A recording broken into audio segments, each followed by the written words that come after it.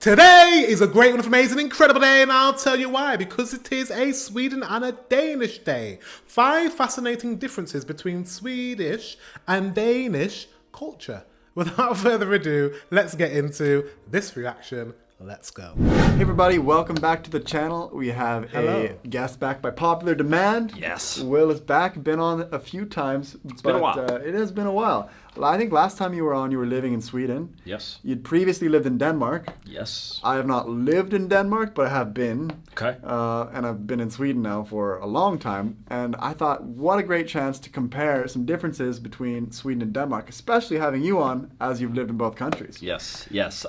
There is a big difference between the two. I mean, for people that are outside, I think, especially probably Americans as well, you kind of see Scandinavia as just like Sweden, Denmark, that's the same. Yeah. You know, Sweden, Denmark, Norway, it's one place. There's a fantastic number of differences between them, but you really do need to be there to get that. Exactly. And as a whole, I think.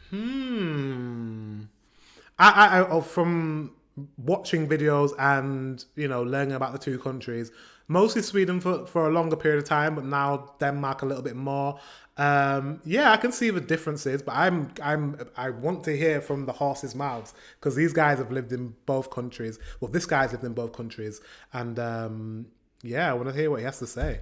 I think Sweden, Denmark, Norway, they have so much in common. And what we're going to talk about in this video are like little particular differences that might set them apart from each other, but like as Americans, or maybe if we were coming from a completely different part of the world, we'd be like, wow, there's way more commonalities than differences. So maybe good to preface that first before we dive into these things. Yeah. But I think the first difference we can start with is just the language. There are similarities, like we're saying. I mean, Swedish people and Danish people, they're like on the edge of being able to communicate, I feel like. Yeah. And you learned Danish first. Yes. And we actually made a video on my channel where you were speaking Danish before you learned Swedish. Yeah. And I was speaking Swedish. And we could still sort of communicate. Yeah. It was weird. It's totally weird because you can, with context, it will help out a whole lot. But yeah. I like wine. Jag tycker om vin. Is that how you say it? Jag kan gott lida vin. Is that correct? I don't know. I was just kind of trying to read it. I don't know. Is that how you would pronounce it? But yeah, you can understand. The biggest thing that was funny to me is when I knowing that you could be. They look similar. Oh, another one. He is tall. Han Jan are long. Han are long. Oh yeah. Han are long. Han hoi. I don't know what that says. Han are long. Han are long. Is it han are long or is it Jan are long? Long. That's me trying to speak Swedish. Be kind of, I don't even have it to was say kind of anything. mutually intelligible. Yeah. I came here thinking that the Swedes would be like up in arms, like, oh, that'd be great. You're an American guy, but you're speaking. I'm sorry that I keep pausing it, but I just keep wanting to read it. We have 2 dogs. Vi har två hundar. Hundar. And vi har 2 hund. Vi har 2 hund. I don't know. Is that how you... I don't know. I'm just guessing how it might be pronounced, but I have no clue. Until I hear a Swedish or a Danish person say it, I don't know. Speaking Danish. Yeah. The first few conversations, they were like, varför pratar du danska? Like, why are you... What is that? Det ska regna imorgon. English, it will rain tomorrow. Det vill regna imorgon. It sounds It would all go It sounds so because I mean, for those of you guys that don't know, obviously Danish has a bit of a rougher, different, you know, guttural sound to it, which the Swedes kind of make fun of a little bit, you know. And I've heard that it's easier for Danes to understand Swedish people than for Swedish people to understand Danish people. Yeah. And I know out of the Scandinavian languages, Norwegian for me is much easier to understand than Danish. So maybe it's easier for a Danish person to be like, oh, I'm going to speak Danish. We understand each other. But the Swedes are like, wait, what? Because they have the harder time. But it's interesting, too. I have a salesperson at work. We've just started running campaigns in Norway. And we would get leads, sports directors and stuff coming in Norway. He would send an email in Swedish, no response. Send an email in English, No response. Wow. Then on the third email, I'm like, dude, they're Norwegians. Maybe try writing to them in Norwegian and make a joke about, I tried in the other. So I wrote to you in Swedish and then English. You didn't respond, so I thought I'd try one last time in Norwegian. Sure enough, people started responding. Of course. So people like to speak their own language, even if we can sort of understand. Yeah. No, there's nothing will ever change the fact that it's once you can hear something in your own mother tongue from someone who you know is not from there or whatever it is. It's just there's something about home, that home feeling that you get, when you hear somebody. So that's true. It's true. If I heard someone speaking English to me, I'm like, oh, that feels good. They're trying to communicate in my language. Even when I was abroad, when I was living in Asia, I felt that from Thai people. Like if they spoke English to me or tried to, I'd be like, oh, so nice to hear them try and communicate in my language, rather than trying to communicate in theirs. So you must feel the same when I'm attempting to pronounce Swedish words. You're like, oh, it's in my language, or at least trying. At least I hope you do think that. I do try. I get it because it's your mother tongue. For sure. The second difference I think is very, very interesting, and I'm curious at how much you've noticed this living in Denmark. This is the difference in communication styles between being more non-confrontational versus being direct. And you've lived in both countries. What do you think about that? Yeah, so I'm gonna even throw in another thing here. So I've also played in Finland, which is another Scandinavian country, which has a very nice stark line. Incorrect. He said something incorrect. It's not a Scandinavian country. Actually, it's a Nordic country. Get it right. in between, the differences also language-wise, but between Finland, Denmark, Sweden, and Norway. But it does appear that the Danes are a bit more direct. And this, you can see this no more in sports, obviously, in the field that I'm in. Do you think it's your proximity to Germany? Because Germans are very, very direct. And Denmark's in between Germany and Sweden, no? So that proximity to two countries that are very different culturally, one being very direct, very efficient, and one being a bit more passive, a bit softer, a bit more maybe avoidant. Maybe you're like somewhere in between that. Denmark, Danish people, let me know in the comment section if you feel that way. Where guys are going to tell you what's up, how to do it. In Sweden, on the field, it's a bit more team. Not that there's not that, and I noticed that in organization or in organizations also. It's just everybody's we're kind of like we'll let it slide. We won't do things. In Denmark, really, when things got to a point, someone's shouting. If you guys, anyone, and people can Google this, you can throw this guy up. But Stig Tofting was my coach. He's an assistant coach. This guy is a bull of just telling you how life is and what it is. Yeah. Wow. You throw up a picture of this guy, you guys will all get it when you see him. Yeah. But I don't know what you've seen. He looks mean. For me, it's really interesting because Swedish people, they don't want to rock the boat. They're very polite, and if they do have a problem with you, oftentimes, if you're a foreigner, you won't even realize that they have a problem with you. There was, I've been in situations where are they mad at me or something? Yeah. I wasn't even sure. I was like, why don't they just tell me what's upsetting them? Because I have no idea what I did. You know what? I witnessed this, not with Danes and Swedes, but with my Swedish subscribers and my German subscribers on my other channel when I did the Christmas special and I was talking to you guys and I was having lots of fun. You guys are so sweet and so nice. My German supporters are really sweet and really nice, but they're also very direct and they will tell you if they don't like something or you should do something else or you should do. They're very, very direct. And it was so, I loved spending time with both my subscriber base and I just felt like there was such a difference between the two. And it was beautiful because it's two different cultures and you're very different, all beautiful and lovely, but one was more direct and one was more passive. And it's interesting. Versus, I think in a lot of countries, Germany, for example, very, very direct. No if problem. A German has a problem with you, they will tell you straight up. And it might even be off-putting for some people that aren't used to that culture. Maybe, I don't know where Denmark falls on that spectrum. but maybe not as extreme as the Germans, I would imagine, but way more direct than what you would experience in Sweden. Totally. I mean, if we throw Germany in the mix now, that's another language that I speak quite well and that I've spent some time in. Yeah, they're way more direct, and it's actually kind of cool once you get used to it, just along with the language as well, because you get that information. Yeah, and as long as you realize it's a different culture, things are different here. This is how they do it. Then it's kind of nice. Yeah. It's like, all right, now I know what's up. In Sweden too. Not that you won't find. Obviously, we're not classifying an entire nation like this. This is just a general cultural thing, and more or less so in the city, right? In Stockholm, maybe in some of the outskirts, things could be different. I don't know. Have you tested that? I mean, I get a lot of comments on the channel that I'm like generalizing and like your experience is heavily based in Stockholm. And that is of course true. I live in Stockholm, but I have lived in Norrköping. I have been to the north of Sweden, the west coast. I've been around the country. And when you do get to other parts of the country, there are regional differences, of course. But this is just like an overarching sort of generalization of what I've seen. Okay. No, I would agree. The next one, I think, has a lot to do with the laws of the country as well. And this is going to be differences in the alcohol culture.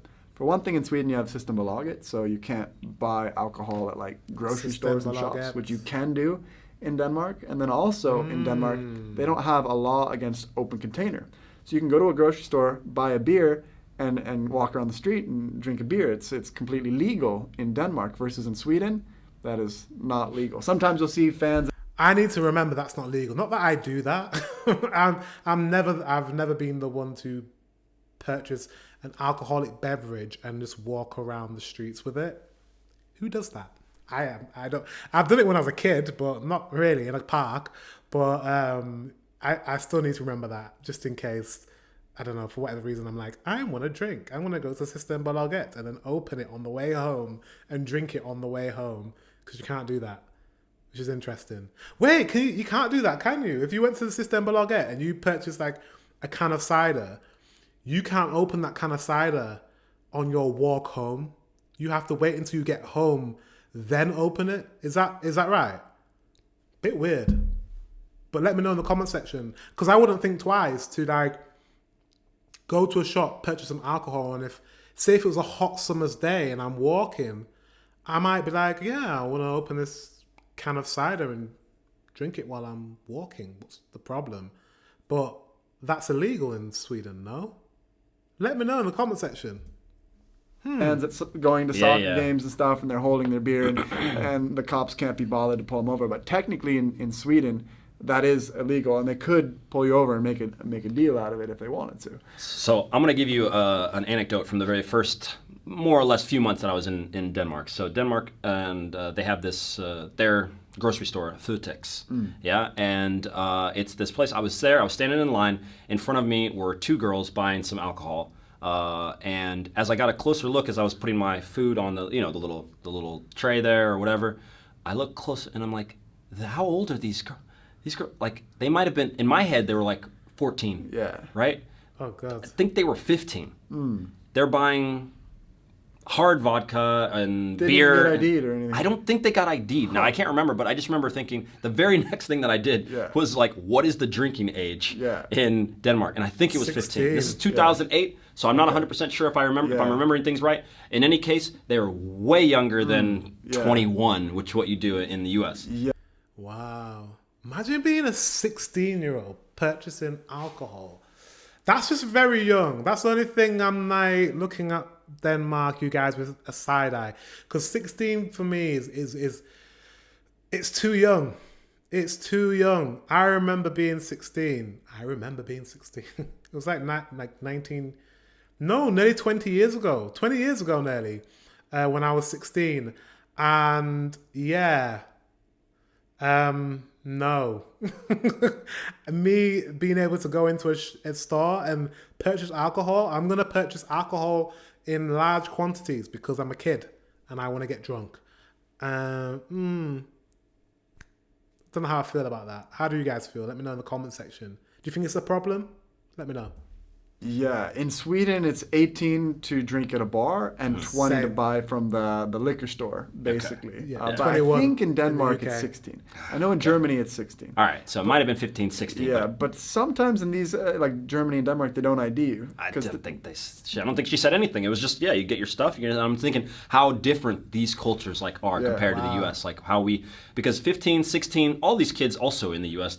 Some of them are drinking. Yeah. They are, but they can't just go to the store. Yeah. That's kind of why, and I'm going to throw this in there too. It may be part of the reason why America has a hard time with the drinking culture. Some kids, a lot of the college, they go through a poor period of having to do it because they have to hide it. Yeah, exactly. They can't just go drink and their parents can't say, hey, slow down, have a little relax. Like, you're 15, this is the greatest thing ever.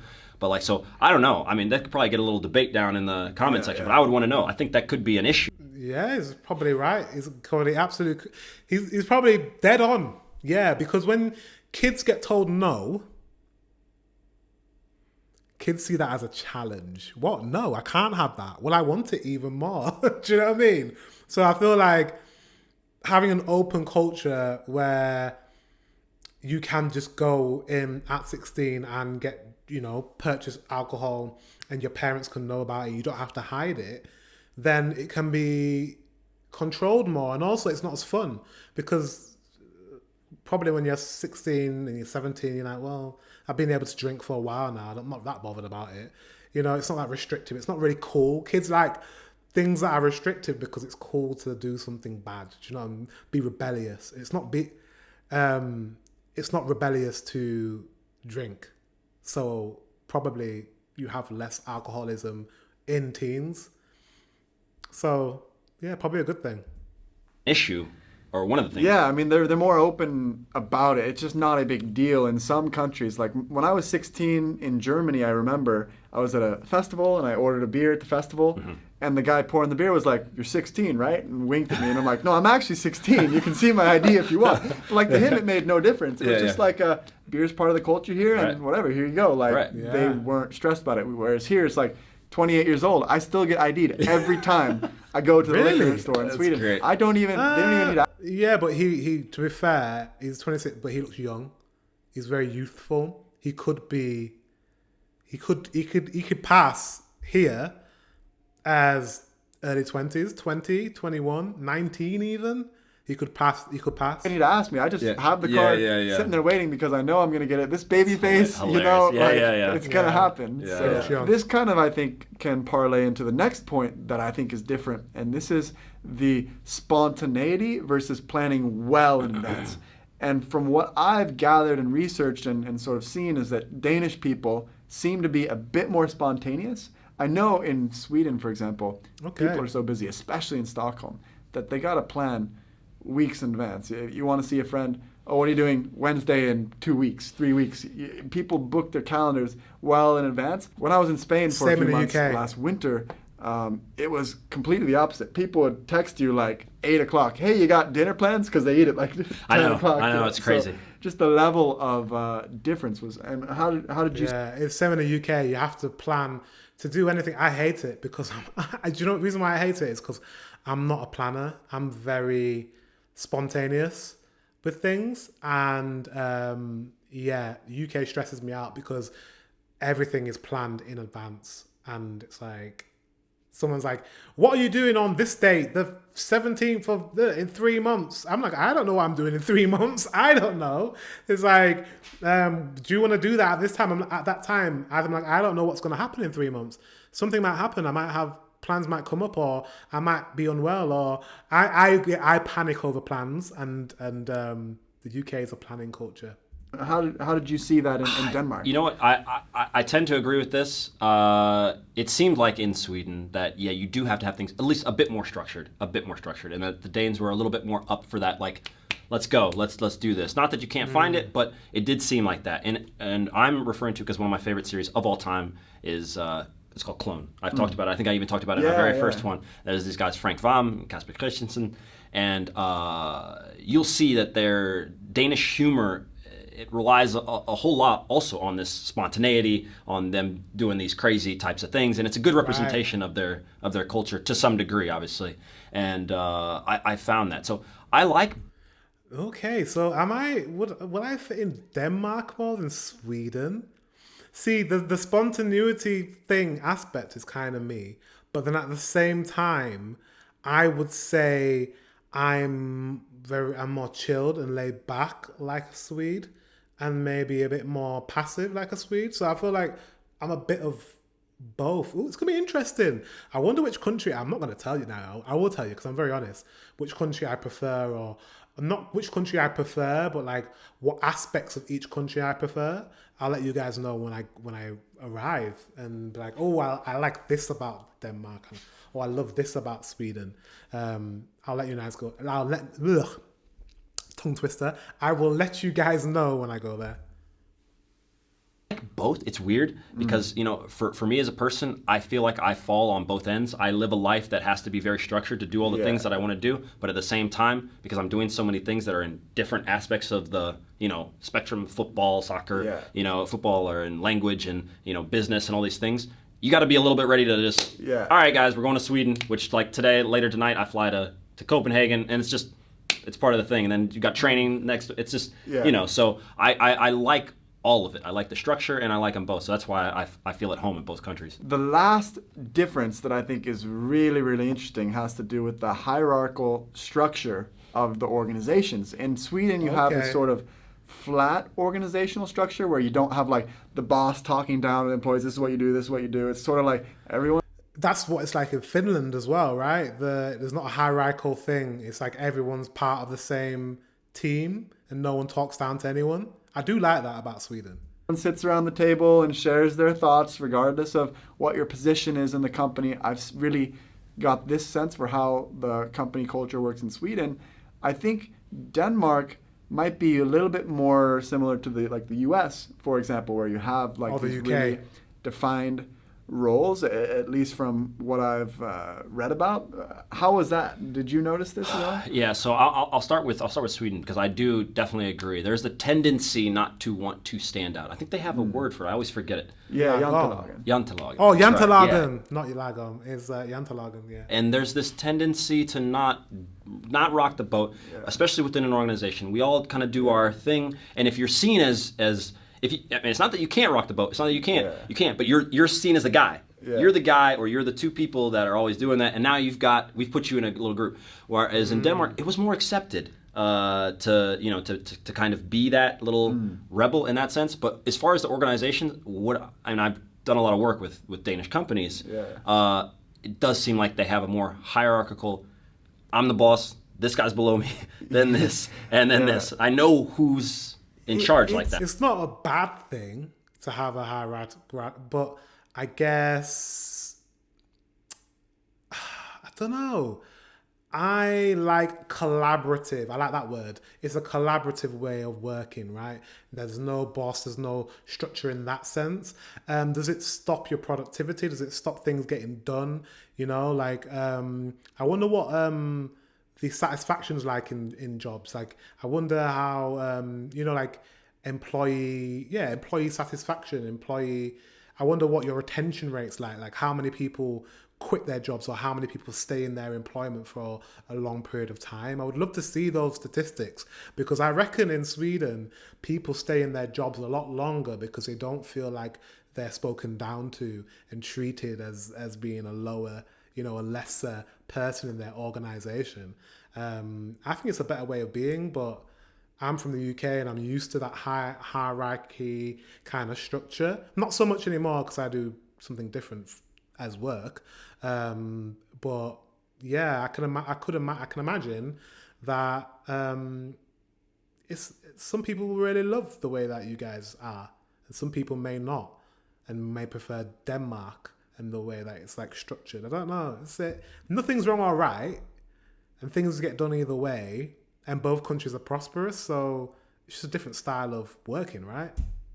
Like that. It's interesting because Jantelagen, I think, is a Scandinavian concept. So I think it was actually rooted in a town in Denmark. I might be wrong. Wow. I'll probably get some people in the comment section I was from here. You're an idiot. But it's interesting that despite Jantelagen, I think this sort of, I've made lots of videos about Jantelagen before, but I think that there is some sort of, even in Denmark, where people don't want to stand out as much compared to, say, the U.S. or other parts of the world. That's not even. So I think there are some similarities in that regard, but in terms of like corporate structure, it's weird. It's like it's sort of hard. I can't put my finger exactly on the difference. Yeah. But it's a nitpick. We're nitpicking because we're having to choose between Sweden and Denmark. I mean, if we're talking about the U.S. and how everybody's supposed to, you know, whatever is whatever. You want to have part of my hair pink and this one purple and want to stand out and want to say I'm the boss or I'm the king, come up with some crazy title. That's all over there. It's the norm. So with that, guys, I'm curious about these 5 points that we made, especially this last one. If you want to insert your own comments and thoughts, I'm definitely going to be looking through the comments of this video. We appreciate you guys. Let me know in the comment section below, like, how do you feel about especially that last one, the hierarchical culture and structure of both countries? Which is better? Have any of you worked in Sweden and Denmark? Because I feel like there'll be some of you that have actually worked in both countries. Which one did you find better? Like, which culture? Do you like the directness of Danish people, or do you like the quite passive and chilled out kind of nature and no kind of that kind of collaborative way of working? Do you prefer that? Let me know in the comment section below. Guys, thank you very much for watching. Until the next one, I will see you very soon.